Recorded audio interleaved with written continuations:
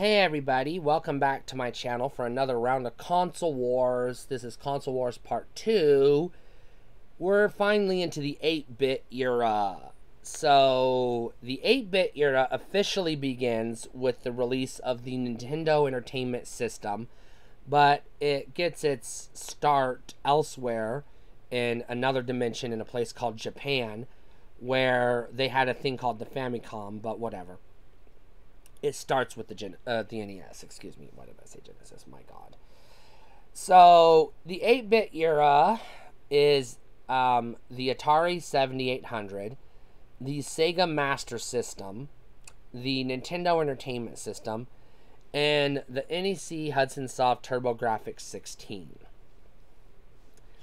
So, it started relatively in 1985, and it ends sometime after the early 90s.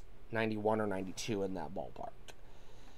And the 8-bit era is not only dominated by the Nintendo Entertainment System, it's known as the NES era. And so help me God, if I hear one person say the word NES, I will punch them in the face until they look like fucking Clayface. Fucking dipshits.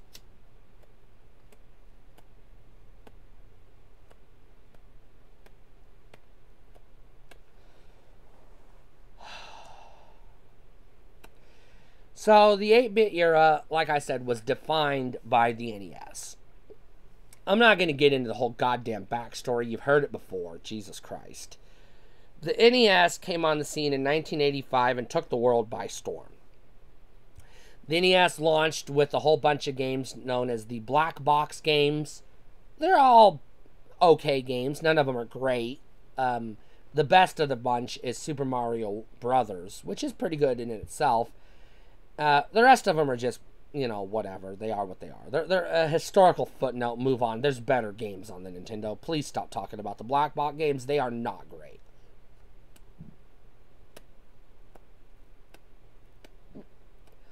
I know Nintendo desperately wants you to think Clu Clu Land is a good game, but it's not. Okay? Because they gotta make money. So, you know, they have to deceive you. They're tricksters is what they are. But the NES did something the other consoles at the time didn't do. It didn't just start with arcade ports. Sure, it had some classic arcade ports on it that were better versions than what had come before. And it does have a good number of contemporary arcade ports that are good enough. Don't let the haters shit on your parade. They're good enough. The Ninja Turtles arcade game is good enough. It's fucking good. Don't let people say it sucks, because it doesn't. And they're dipshits, and they don't see quality when it hits them in the face.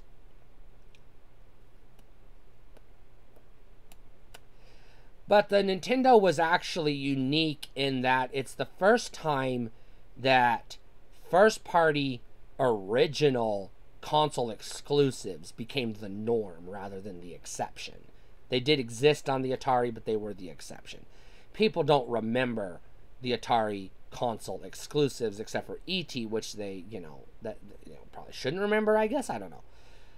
But the good games on the NES came from Nintendo themselves and Nintendo's third parties, who were shackled by illegal monopolistic exclusivity contracts.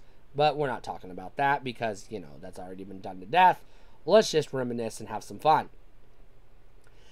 If you were a weirdo and your parents didn't know what a Nintendo was, you probably got stuck with an Atari 7800 Pro system. My condolences. I'm so sorry your childhood sucked worse than mine. But, it's time to see a therapist and get over it. There were also people out there who were duped into buying a Sega Master System, and some of them became a member of the Sega cult, which I am a part of, but that's because of the Genesis. And the Sega cult will mistakenly tell you that the Master System's better than the NES. Yeah, if you like dog shit games, I guess. Give me a fucking break. don't get me wrong. On paper, the technical specs of the Master System are technically superior to the on-paper technical specs of the NES. But we know in practical reality, Nintendo used chips and other things to get more horsepower out of the NES than what it was built with. And so the NES is actually on par with, and in some cases better than the Master System. And I can provide you examples if you want, but other YouTubers have already done it, so go watch their videos after this one. But Stephanie Bree, you hate Nintendo. No, I don't. I love Nintendo. I'm a huge Nintendo nerd. I just refuse to buy their bullshit products because they fucked me one too many times, and I'm over their consoles because since the Super Nintendo, which is after the NES, they have not done a good job getting third parties on board. We're not going to talk about the Switch right now. That's a video for another day. They occasionally get third-party games on their system, but they don't usually get the real version of said game. And that irritates me, and I just got sick of that. Playing that, a half-ass kind of pseudo-port. No, I want the real fucking game. But anyways, back in the NES days, we didn't have this problem. If a game was made, and it didn't originate in the arcade, it was made for the Nintendo.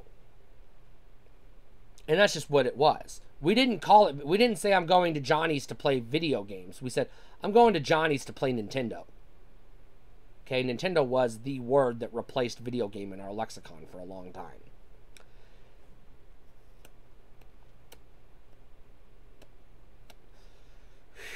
Too many fucking fantastic games to list. You had Super Mario Bros. 3. You had Dr. Mario. You had all 3 Castlevanias. You had 2 or 3 good Mega Man games. You had Ghosts and Goblins. You had Gauntlet. You had 3 really good Ninja Turtles games. You had a couple of good Ninja Gaiden games. A couple of good Double Dragon games. You had fucking, you had some good, believe it or not, LJN games. You had Nightmare on Elm Street and Friday the 13th are actually better than people say they are.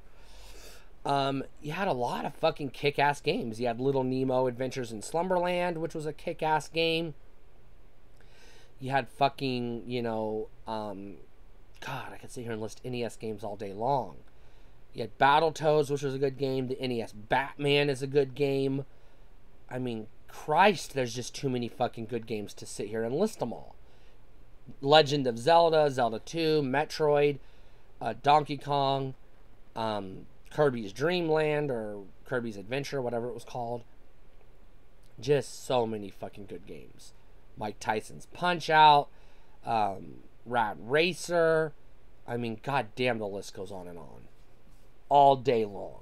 The NES was fucking awesome. And this was Nintendo at peak Nintendo. This is the reason why people remember Nintendo fondly to this day. This is the reason why people keep buying Nintendo products, because they're so stuck in the glory days of Nintendo that they keep hoping against all odds that they'll get another NES generation, and they never will, but they keep hoping they will.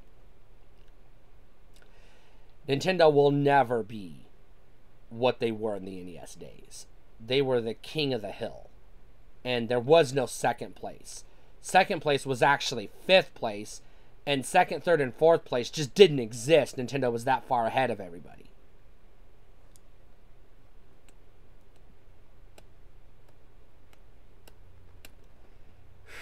Now, there was also a lesser-known 8-bit system that tricked people into thinking it was 16-bit because it used the word 16 in the title, but it's an 8-bit processor with a 16-bit graphics chip or something like that. I don't fucking know. Bits don't mean shit. But it's an 8-bit game console, and it's called the TurboGrafx 16. And in another universe, in another world, it was called the PC Engine. But, we don't live in that other world. We live in America, where, people live with, people who matter. No, I'm sorry. I didn't mean that. That was a bad joke. It was a bad joke. I didn't mean it. The TurboGrafx 16, also known as the PC Engine in Japan,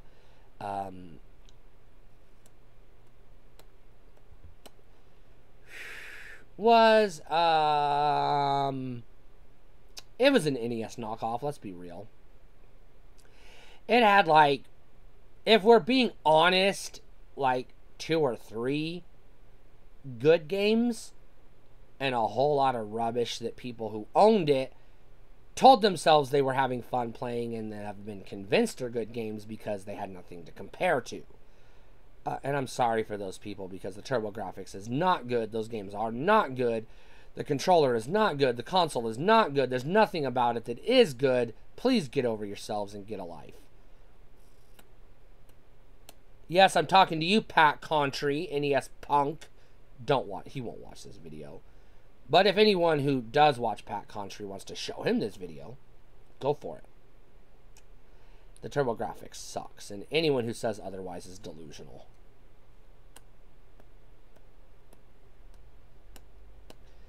I can't do a top 25 TurboGrafx games because there aren't 25 good games on the TurboGrafx. There's like 3. That's my list. Bonk, Superstar Story, Splatterhouse, the end, get over it.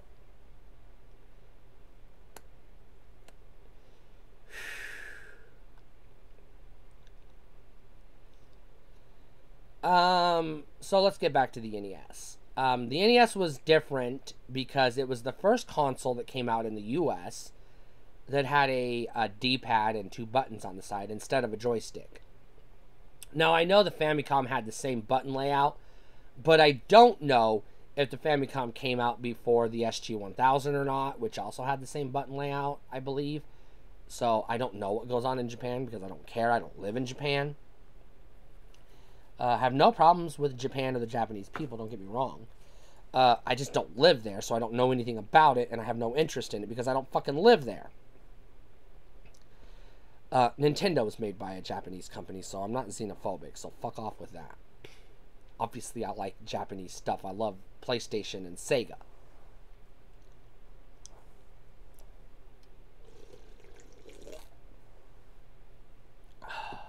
So, but in all reality, the NES wasn't just the dominant 8-bit game console. It was literally the only one worth a shit. The only one that matters. If you're going to collect 8-bit games and you have a complete NES set, then you have my permission to buy a Master System. And if on God's green earth you somehow complete your Master System set after you've already completed your NES set, don't buy a 7800. There's no reason to. And please, for the love of God, stay away from the TurboGrafx. You will hate yourself for paying $300 for fucking pushing around a box in a fucking warehouse. God damn it. Don't fucking talk to me about the TurboGrafx 16. Please. Just don't. The NES was also unique because it was actually sold as a toy, not a video game console. It was released as the Nintendo Entertainment System, and originally it came with 2 controllers, a zapper for playing Duck Hunt, and this little toy robot called Rob the Robot, which stood for Robotic Operating Buddy.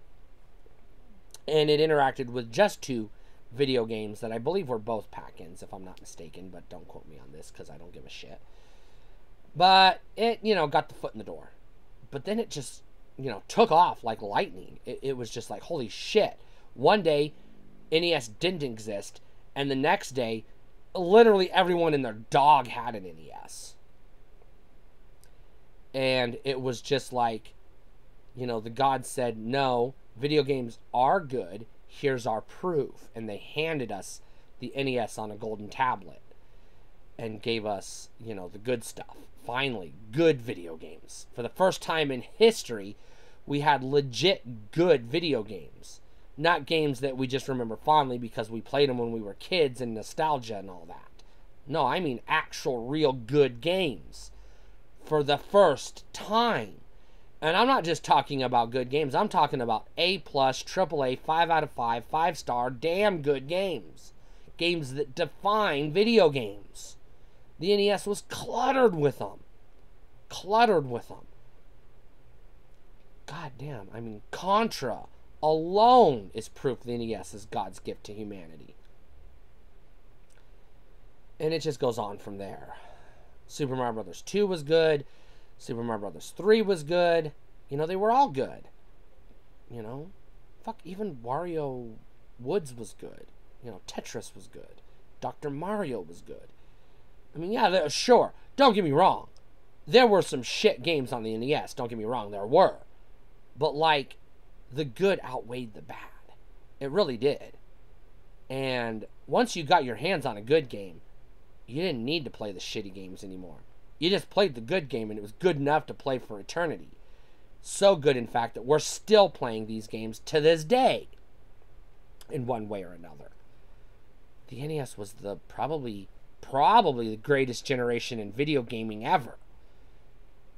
And so many lifelong gamers were created when they got an NES for Christmas or whatever. I got mine for Christmas. It was the best time. And that's not just nostalgia talking.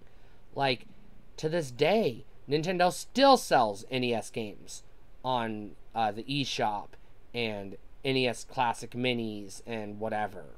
You know? People will eat it up because they're just awesome. They're damn good games. Damn good games. And if you know some Japanese and you're itching for more 8-bit magic, just pick up a Famicom and you got a whole new library of games to play. The 8-bit era is just fucking gold. It's just one hit after hit after hit after hit. And I fucking miss it. I wish Nintendo was as good today as they were in the 8-bit days, because I would own a Nintendo if it was as good as they were in the 8-bit days. I really would. I would have no reason to buy other game consoles. I would just be happy with what Nintendo was spoon-feeding me. Like I was back in the day. Because nothing was better than the NES. To this day, nothing's come close. You know? Anyways, I miss the 8-bit era. However, as the Angry Video Game Nerd will remind us, there is an excessive amount of schlock and shit on the NES. So buyer beware. Do your homework. Don't just buy a game because the artwork looks cool or the screenshot caught your attention. You know? Maybe watch a Let's Play or read a review or something, you know, before you go out and shell out $300 on a fucking, you know, side-scrolling platformer that might actually suck.